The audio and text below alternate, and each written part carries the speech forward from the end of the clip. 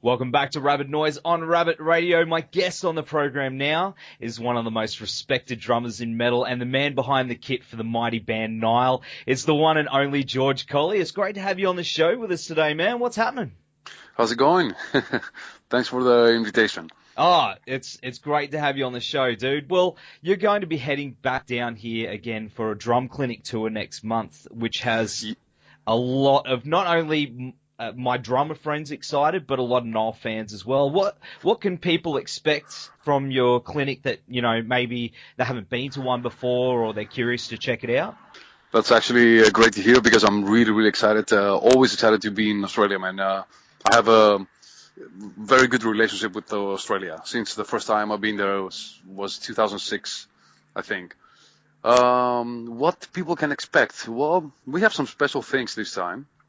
Last time it was me and Dave Halley, my good friend from Psychroptic, and we did like 5 clinics and they were like really successful and we really wanted to repeat it again. Dave is going to join me on stage for 2 out of the 5 clinics and the 2 workshops which I have this time.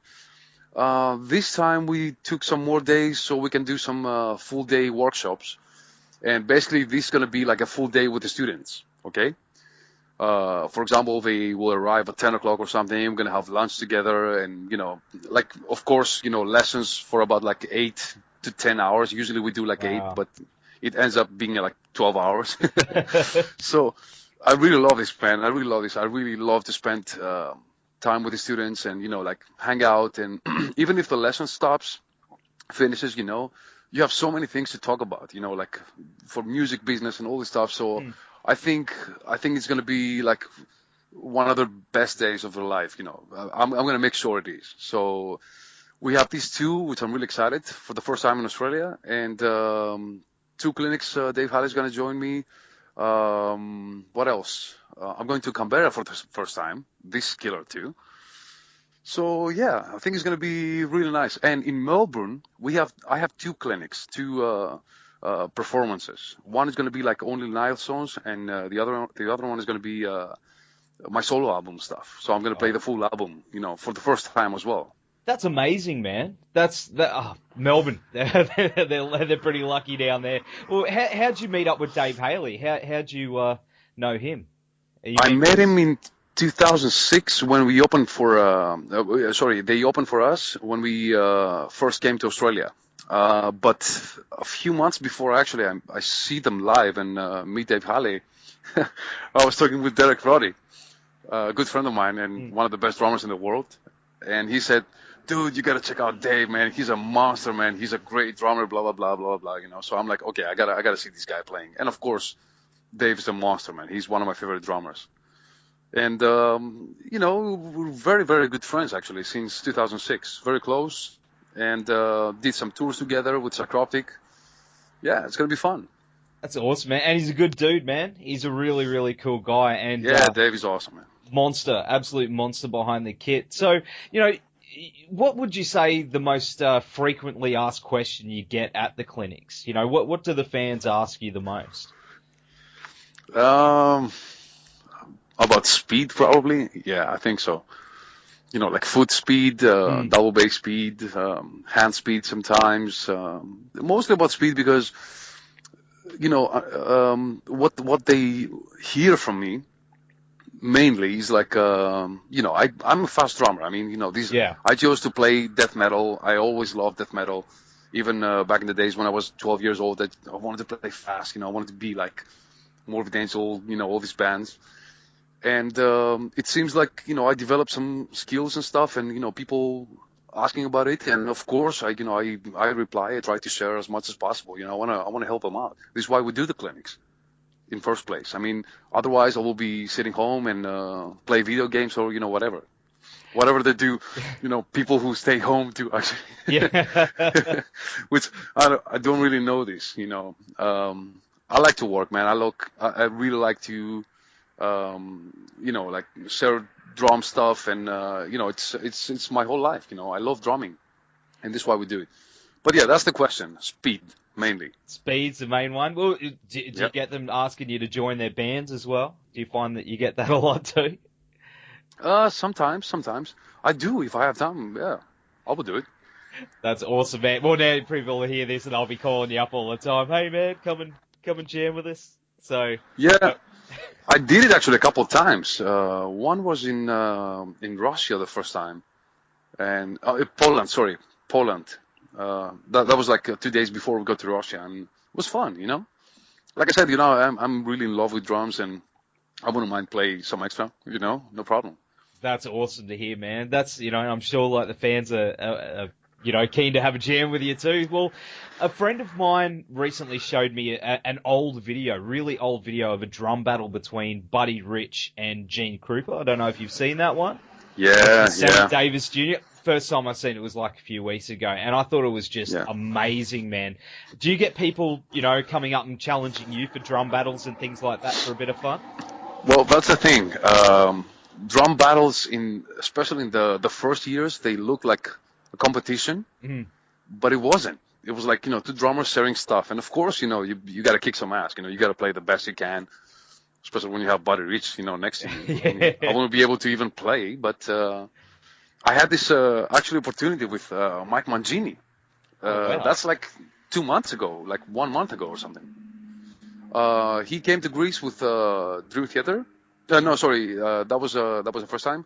He came to Greece for some clinics for Zildjian, his cymbal brand, and he was like, "Hey, George, we're good friends with Mike." And before he joins Dream Theater, and he was like, "Yeah, we can jam, blah blah blah." So we set up 2 drum sets, and I'm like, dude, I don't want to play, but it was fun. It was fun. I was really stressed, but yeah, these are not battles with the meaning of the word. Yeah. It's mainly fun. So yeah, I did it many times. Sometimes I was better than the other guy. Some other times I was watching the other guy. And I was like, wow, that was cool. That's what happens. It's But yeah, just sharing, man. I guess it's just sharing your musical knowledge and, jamming together. As you said, call it a battle, but it's really just yeah, jamming, you know. yep, That's yeah. awesome. Drummers have a very strong community. I gotta tell you, very strong community. We really support each other, and we're not afraid to say, "Hey, man, what you do is so killer. Can you show it to me?" Something like. Unfortunately, guitar players don't really, say too much. But Yeah. yeah, yeah, I've, we have this. We have a strong community. I've noticed that about guitarists. They, it depends on the guitarist, but I mean, sometimes they play things a little bit too close to their chests and don't want to share their secrets, I guess. But, yeah, Yeah. no, it's awesome to hear, man. Well, we're going to go to the Nile track hmm Annihilation of the Wicked now, and we'll be back very soon with George Kollias on Rabid Noise.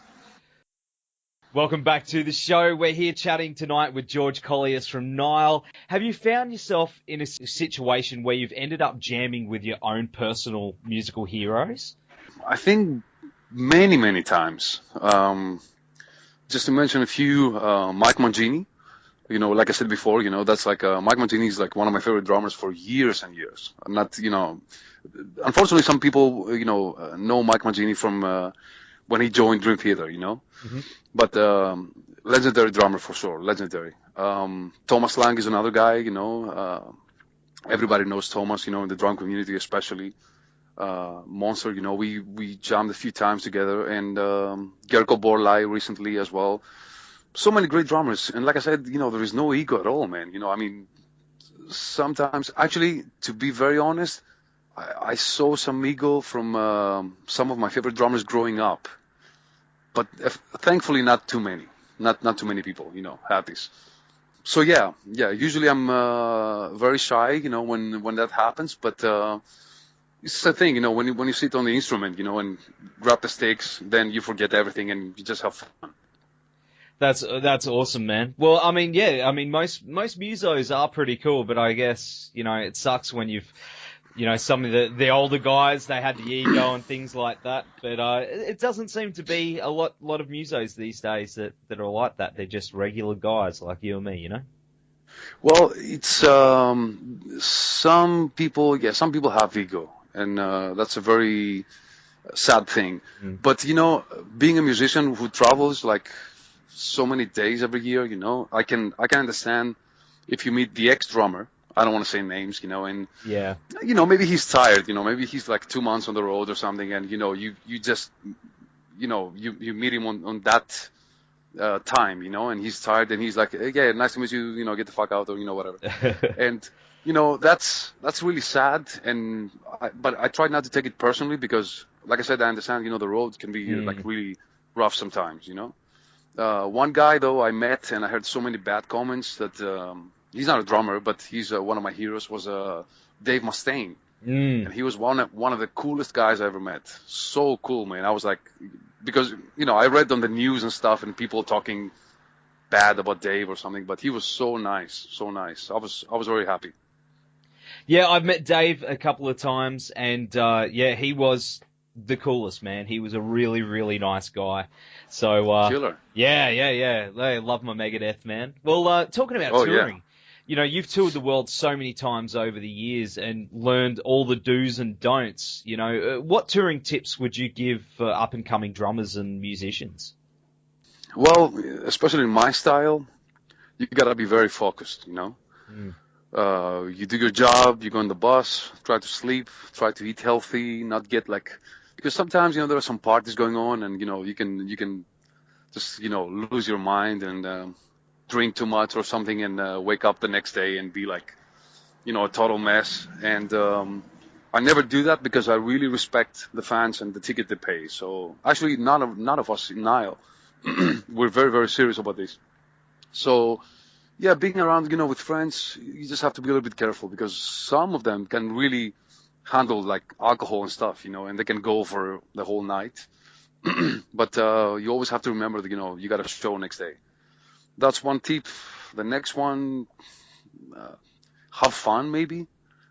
That's one tip I gave to myself.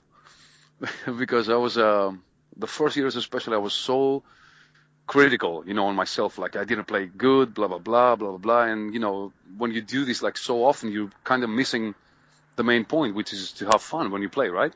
So, yeah, try to have fun, not too much. Like, focus on your job and, enjoy this, because I don't think there's a better feeling than go on stage and play with the fans, because, you're not playing for the fans. You play with the fans. You're becoming one.